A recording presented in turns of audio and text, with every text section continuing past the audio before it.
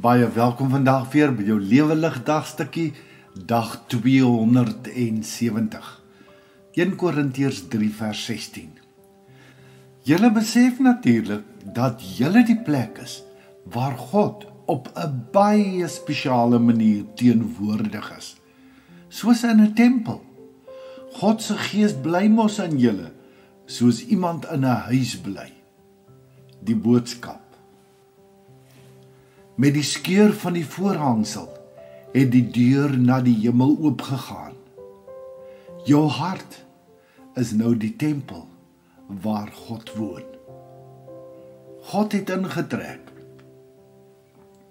Hierdie afgelope tyd het ek getrek en ek het weer maar net besef hoekom dit een van die top 5 stressore is op die stressorskaal. Aan die een kant is daar die inpak, die weggooi van 'n klomp dinge wat jy nie weer gaan gebruik nie, die totsiens sê, die herinneringe en die mense wat jy agterlaat.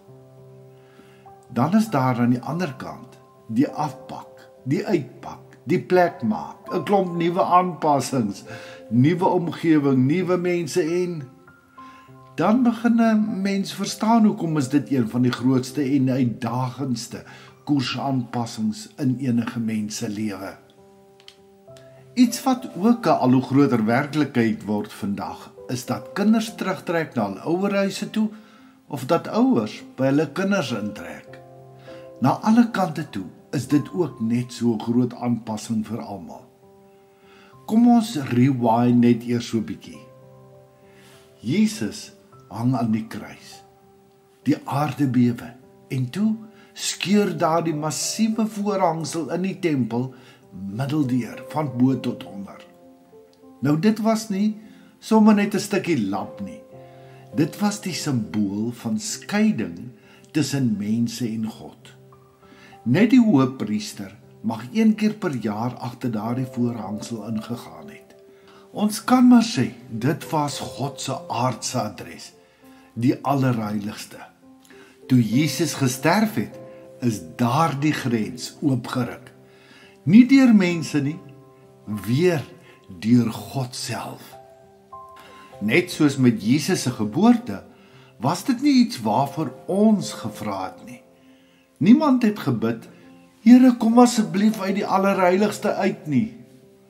Maar God, in sy liefde het besluit om uit te tree, om nie net aan 'n tempel of 'n geografiese plek of 'n spesifieke ritueel gekoppel te wees nie.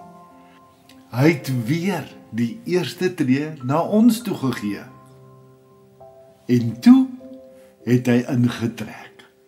Dis 'n radikale skuif. God is nie meer beperk tot 'n gebou of 'n spesiale oomblik op 'n berg nie. Ek en jy is nou sy tempel. Ons harte is sy woning. Ons hoef nie meer op 'n spesiale plek te wees om met hom te praat nie. Jy kan dit doen in jou kar, in jou kombuis, onder die stort of in die rye by Checkers. Ons leef nie meer na God toe nie. Ons leef nou saam met God. Daagliks. Hy het ingetrek. Hy het sy tas kom uitpak in jou binneste. En hy gaan nooit weer uittrek nie. Ek weet, party dae voel dit glad nie so vir ons nie. Ons voel dikwels alleen, daar is niemand wat verstaan of wat luister nie. Maar weet dit vandag, God se bly in en by jou is nie afhanklik van hoe jy voel nie. Dit is geanker in sy besluit. En hy het besluit, ek sal by julle wees elke dag tot aan die einde van die wêreld. En so, nes 'n nuwe huismaat die atmosfeer van 'n huis verander God se intrek in ons lewens ook ons hele bestaan. Hy gee vrede waar daar chaos is, hoop waar daar wanhoop is, en liefde, alles oorweldigende liefde, wat in elke kamer van ons harte kom leef. Ek het God oral en in alles gesoek, en toe op 'n dag het ek ontdek dat hy in my woon. Iets om oor na te dink, Hoekom dink jy is dit vir ons moeilik om te glo dat God in ons woon? Wat kan ons doen om God welkom te laat voel in ons lewenshuis? Hoe gaan jy vandag begin om God as 'n werklikheid in jou lewe te beleef? Here, dankie dat U nie meer ver bly nie, maar nader gekom het.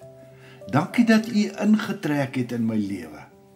Help my om elke dag te onthou dat U in en by my is en om te lewe soos iemand in wie God self woon. Amen.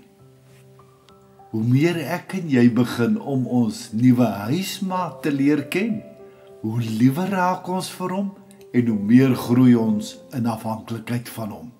Seën en oorvloedsmaat, liefde groete, Sjaal Botha. Om elke dag 'n lewendig dagstukkie per WhatsApp te ontvang, is jy meer as welkom om net jou naam en nommer per WhatsApp na die nommer te stuur wat hier vir jou aangedui is. Jy is ook meer as welkom om ons Lewendig Gemeenskap Facebookblad of ons Lewendig Gemeenskap YouTube kanaal te besoek. Shalom.